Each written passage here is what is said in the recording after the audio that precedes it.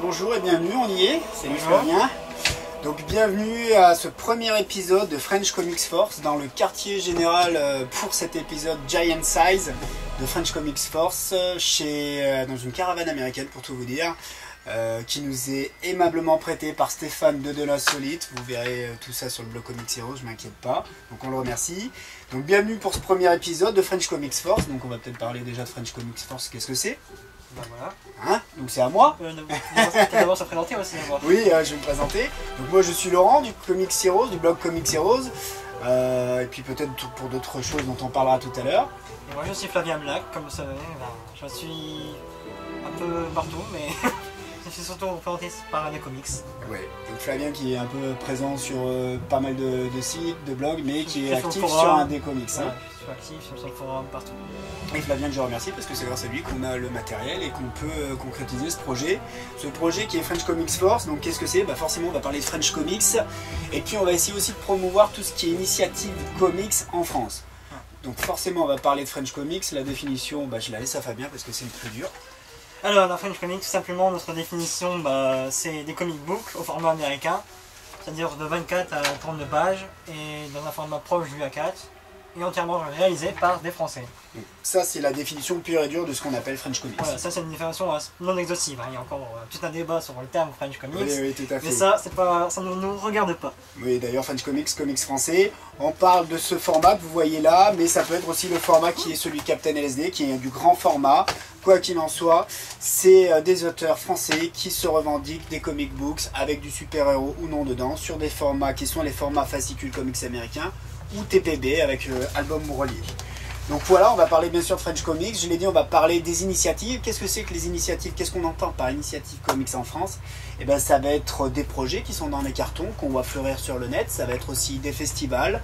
On va essayer de donner finalement, on va essayer d'être exhaustif et complet sur toute l'actu French Comics, comics à la française. D'accord. On a un sommaire? Ouais, on a un sommaire. Moi si c'est pas beau ça, tiens tu vas nous le donner alors du coup. Je je t'ai vu là-dessus ou pas?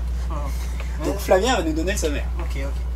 Alors au programme de cette première émission, qui comme on le rappelle est un Giant Size, à la base on voulait faire une émission de 15 minutes, mais comme ici, voilà, ça sera un peu plus long.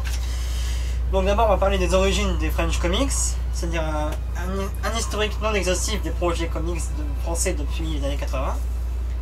On va parler d'Oplitea, présentation du comic book paru chez Element le 16 juin avec interview du scénariste qui devrait pas tarder de on espère qu'il sera à l'heure. Parce que sinon, tant pis. Et l'actu French Comics avec les parutions, les news, les exclus et tous les autres projets sur le net et les manifestations. Et ça nous fait un gros programme. Ouais. Donc on commence directement avec l'historique. Alors il s'agit d'un historique qui est fait par nous-mêmes, par rapport à ce qu'on connaît, notre expérience, notre savoir-faire, et qui a été aussi orienté, conseillé, qui a eu un appui technique d'un consultant extérieur, que certains connaissent sous le nom de Rémi Perreni, mais plus connu sous le nom de Pierre Mine. Donc on le remercie. Merci Pierre. Merci Pierre. Donc voilà, on va commencer par l'historique finalement des comics réalisés par des Français. On va commencer par les années 80. Donc Micros, dans Titan par Miton. Donc Micros, moi que je vais peut-être plus développer cette partie historique parce que je suis pas sûr que Flavien avait ça dans ses lectures d'enfance. Comme fini en 90. Ça risque d'être un peu plus difficile. Donc Micros c'était quoi? C'était finalement une série de comic book avec des super-héros, le titan microscopique, Micros, avec Krabi, avec Saltarella si je dis pas de bêtises. C'était écrit par Jean-Yves Mitton et c'était dans le magazine Titan. Et c'était au milieu de séries comme Spider-Man, alors peut-être pas dans Titan, je dis une bêtise, mais Les Nouveaux Mutants, on avait du Star Wars, on avait du vrai comics américain. Et au milieu de tout ça, il y avait une série très originale avec ce super-héros qui avait des pouvoirs extraterrestres qui lui permettaient, au contact de l'électricité, de réduire sa taille, d'avoir une super force, des choses comme ça. Ça ressemblait fortement du comic book américain, les personnages étaient américains, Micros était un américain et ses acolytes aussi. Il y a même eu, je crois, des rencontres avec des super-héros américains. Je ne sais même pas si on n'a pas vu une petite apparition des 4 Fantastiques dans un épisode de Micros, et peut-être d'autres que je ne connais pas tous. Mais c'était complètement réalisé par des Français, et moi j'en garde un grand souvenir parce qu'il y avait justement par la suite des épisodes qui se situent en France. Il y a eu des vilains français, le Lord Psy, il y a eu toute une saga avec ce fameux Lord Psy qui a corrompu Saltarella, que je confonds avec Starella d'Eric Day. Saltarella, qui est devenu une sorte de phénix noir, mais version psy. Et il y a eu aussi d'autres, moi je garde un souvenir d'un épisode d'un flip où ils se retrouvaient dans un univers bizarre de carton-pâte, mais en fait ils étaient réduits à la taille microscopique, ils étaient piégés dans une sorte de maison de jouets, de poupées, et aussi piégés dans un cyclotron. Ils ont fait une expérience, ils participent à une expérience, et ils se retrouvent dans un futur post-apocalyptique. Enfin, des épisodes, moi j'en garde un très bon souvenir. Je vous avoue qu'à la relecture de certains des tout premiers épisodes, dernièrement, j'ai eu un petit peu de mal, mais ça reste encore un grand souvenir, donc surtout de Micros. Pour moi, il y a eu aussi... Photonique par Tota dans Spidey. Par Siro Tota dans Spidey, donc Spidey, là, même magazine, toujours à l'époque c'était les éditions Lug, ouais c'était Lug, je confonds avec Semix, c'était Lug, pardon, non ça devait être du Lug. Lug, dans lequel forcément il y avait Spider-Man, Spidey. Il y avait aussi les tout premiers épisodes des premiers X-Men. Et puis il y avait Photonique, alors que je ne connais pas très bien. Photonique, je crois que je connais un certain Patrice Martinez qui a beaucoup suivi ça, qui aimait beaucoup ça. Photonique, c'était quoi? C'était un petit peu comme Micros, un petit peu le même genre de choses. Une série faite par des Français, au milieu de séries américaines. Et on avait là un bossu qui s'appelait je ne sais plus comment, et qui quand il était au contact de l'électricité se transformait en super-héros photonique, super-héros à énergie de lumière. Donc voilà, c'était deux grosses séries qui ont eu un gros succès populaire, puisque les gamins comme moi pouvaient trouver ça en presse, dans des revues compilées. C'était dans toute la gamme des Titans, des Spilés, des Strange, des Spécial Strange. Et donc du coup, on peut dire que c'était quand même, je pense, le plus gros succès peut-être à ce jour des comics à la française réalisés par des Français. Moi justement, le seul que je connaissais c'était Photonique, parce que moi, au lieu d'aller voir dans le comic shop, j'allais voir dans le grenier. Mon père qui possédait plein de BD, j'ai pu voir Photonique dans Spidey justement, découvrir ce personnage que je ne connaissais pas. Je vais être obligé d'aller enquêter ton père sous peu, donc c'est bien. Ouais. Voilà pour cette première période finalement qui est quelque part un âge d'or. Moi des comics à la française, après coup, ouais, je crois qu'on peut peut-être la nommer comme ceci. Par la suite. Les années 90, quasiment rien. Hein. Oui. Une tentative quand même remarquée en kiosque, hein. Il y a, je crois, eu le Reptile le troisième, je crois. Je ne suis pas fort en Reptile, mais c'est vrai qu'il y a eu un magazine qui Organic Comics, voilà, d'Organic, les débuts d'Organic, il y a les kiosques. Voilà.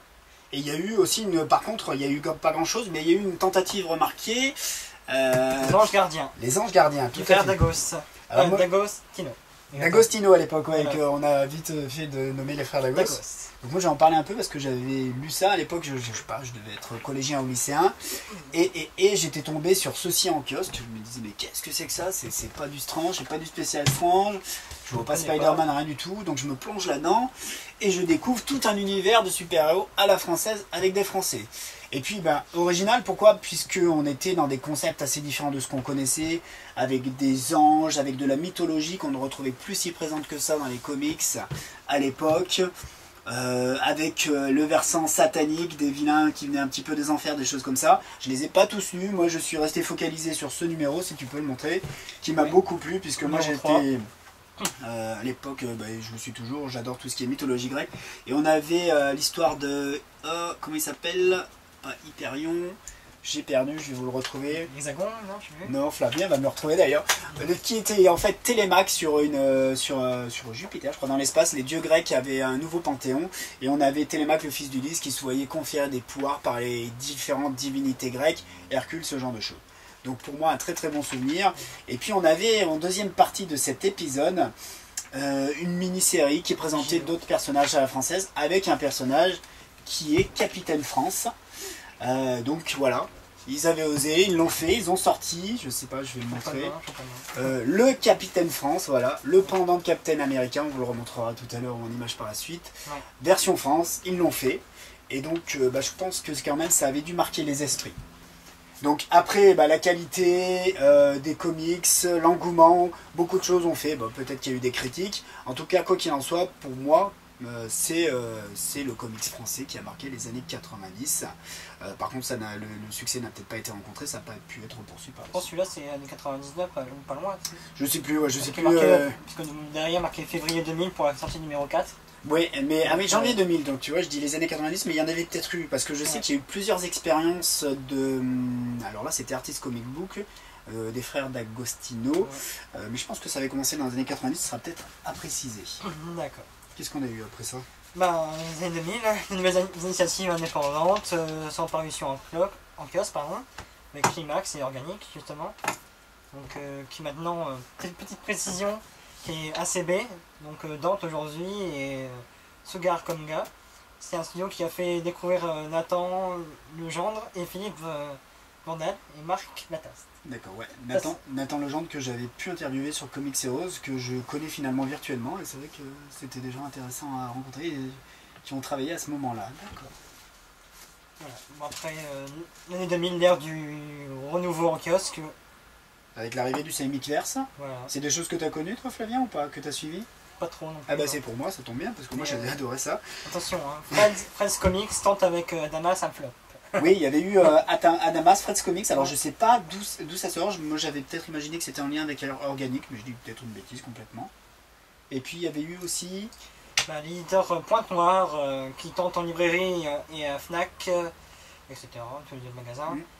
Alors là, non, Razor Edge de Vincent Fourneuf. L'éditeur faisant faillite, pardon, c'est un échec. Ouais, mais moi j'ai adoré ça, je m'en souviens de Razor Edge, c'était au format franco-belge, et on avait à l'intérieur une histoire de loup-garou à la super-héros, on va dire, avec un dessinateur qui nous dessinait du Jimmy et qui était français. Donc pour moi personnellement c'est un truc que j'aimerais bien retrouver, d'ailleurs que j'aimerais bien lire.